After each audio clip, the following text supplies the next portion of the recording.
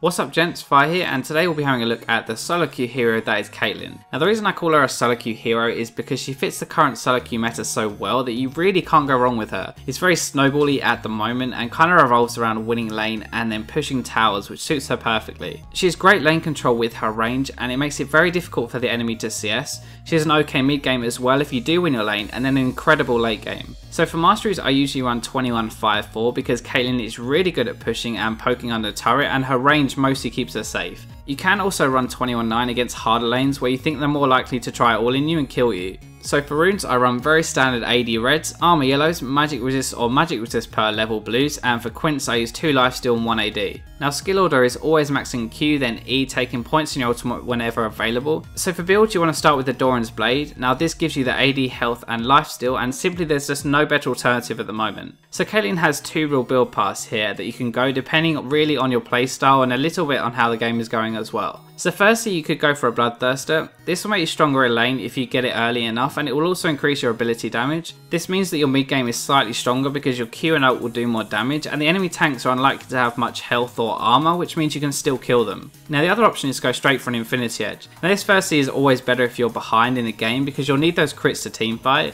It's also going to be better if you personally prefer to be constantly auto attacking rather than using your abilities. Now the great thing about Kate is that you can really mold her to your playstyle, so I really do suggest that you try both builds and find which suits you best. So if you get Bloodthirster first, then it's best to get some armor pen for more ability damage or attack speed for more consistent damage. It's definitely viable to do the so-called Legolas build where you just stack AD and not worry so much about attack speed until late game. Now if you do get an Infinity Edge however, then you always want to get some attack speed as you need to make sure that you're getting as much out of your crits as possible. Now finally for defensive items, Banshees or Quicksilver Sash will be the most optimal choices as Caitlyn's range keeps her pretty safe anyway in teamfights. Now if you do struggle with your positioning in games, and there is nothing really wrong with admitting that you do, I do suggest that you buy a Guardian Angel instead, as that will keep you safe. So in lane, Caitlyn is a real terror to play against. Now every time the enemy comes up to CS, make sure you give them a little love tap followed by a Q. Now it's really important to do this early as you can literally control the lane from level 1. Most people will not try to trade back any damage because you outrange them, so it's just free harass which all adds up. Now one thing to remember is that Caitlyn is not as strong as other ADs in an all out fight, so you need to just poke and disengage if they try to fight. A great way to do this is to net them straight into a Q as soon as they walk in front of minions to gain distance and also dish out a ton of damage.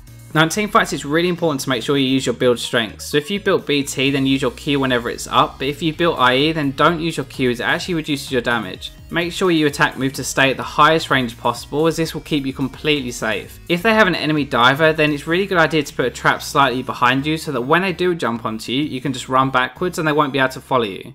So thanks for watching guys, and I hope you enjoyed it. Now if you did, please do feel free to leave a thumbs up, subscribe and do share it with your friends, it really does help me out. Now as always you can go and like my Facebook, follow me on Twitter, and I will catch you in my next video.